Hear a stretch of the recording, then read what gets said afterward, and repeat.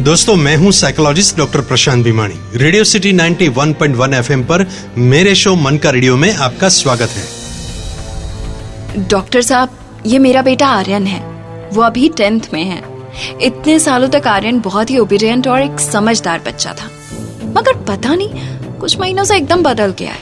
दिन ब दिन रिबेलियस होता जा रहा है। पूरे परिवार को ये ताज्जुब होता है कि सभी की सुनने वाला सीधा साधा आर्यन अब किसी की नहीं सुनता। घर में हर कोई कंफ्यूज्ड है कि आर्यन इतना विचित्र और चिड़चिड़ा बिहेवियर क्यों कर रहा है।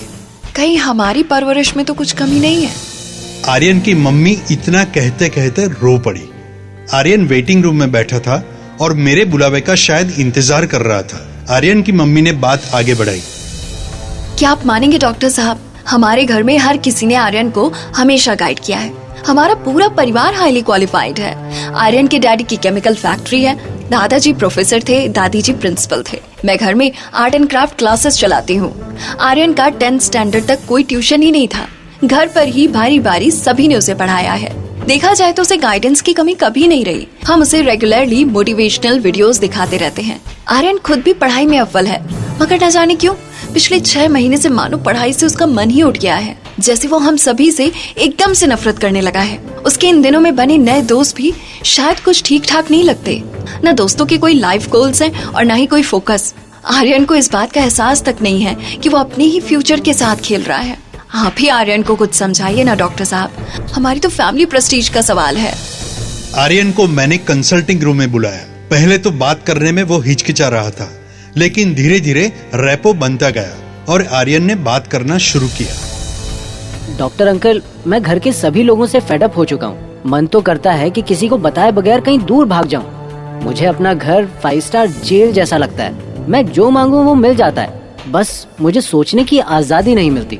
मैं भी जानता हूँ क्या सही है और क्या गलत, मगर घर के सारे बुजुर्ग बिग बॉस के कैमरे की तरह मेरे आसपास मंडराते रहते हैं और मुझे हमेशा मोटिवेशनल इंस्ट्रक्शन ही देते रहते हैं। बस 1 वे कम्युनिकेशन चलता रहता है। यहाँ तक कि मेरी फैमिली को तो ये तक नहीं पता कि मेरे सपने क्या हैं।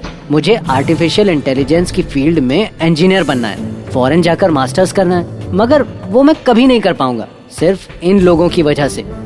मेरी क्रिएटिव सोच मानो 0 हो गई है। मैं पूरी तरह से डीमोटिवेट हो चुका हूँ। पूरा दिन इनकी फिलोसॉफिकल बातों और मोटिवेशनल वीडियोस देख देख कर मुझे अब गुस्सा आने लगा है। मैं इतना भी स्टूपिड नहीं हूँ कि समझ ना पाऊँ। दोस्तों, जर्नल ऑफ फैमिली साइकोलॉजी में एक इंटरेस्टिंग रिसर्च पब्लिश हुआ है, जिसके मुताबिक जो बच्चे पहले से पढ़ाई और को करिकुलर एक्टिविटीज में फोकस्ड होते हैं और उनको मम्मी पापा की तरफ से बहुत ज्यादा इंस्ट्रक्शंस मिलती रहती हैं, तो वो चीज बच्चों के लिए नुकसानदेह साबित होती है। उनका विकास डिस्टर्ब होता है। ये रिसर्च हमें ये समझाता है कि बच्चा कोई एक्टिविटी कर रहा हो तब चारों तरफ से इंस्ट्रक्शंस और मोटिवेशन की बौछार करने वाले माता पिता दरअसल बच्चे की क्रिएटिविटी को बहुत बड़ी हानि पहुंचाते हैं।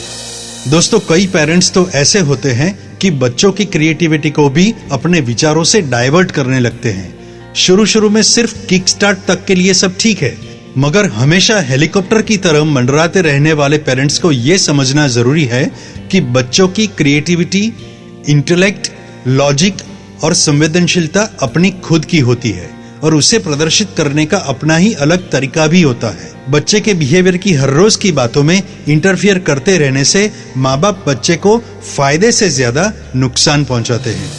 आर्यन के केस में परिवार के साइकोलॉजिकल काउंसलिंग की ज्यादा जरूरत थी। परिवार को यह समझाया गया कि आर्यन के प्रति उनका इरादा सही है, मगर उसकी मेथड गलत है। जिस तरह हर बीमारी की दवाई अलग अलग होती है, उसी तरह अलग अलग लोगों के लिए अलग प्रकार के मोटिवेशंस हो सकते हैं। जिस तरह डायबिटीज के मरीज के लिए मीठा जहर के बराबर है, ठीक उसी तरह आर्यन जैसे इंडिपेंडेंट जीनियस के लिए एरे गरे मोटिवेशनल वीडियोस गलत असर कर सकते हैं। बच्चों को उड़ने के लिए अपना आकाश दीजिए।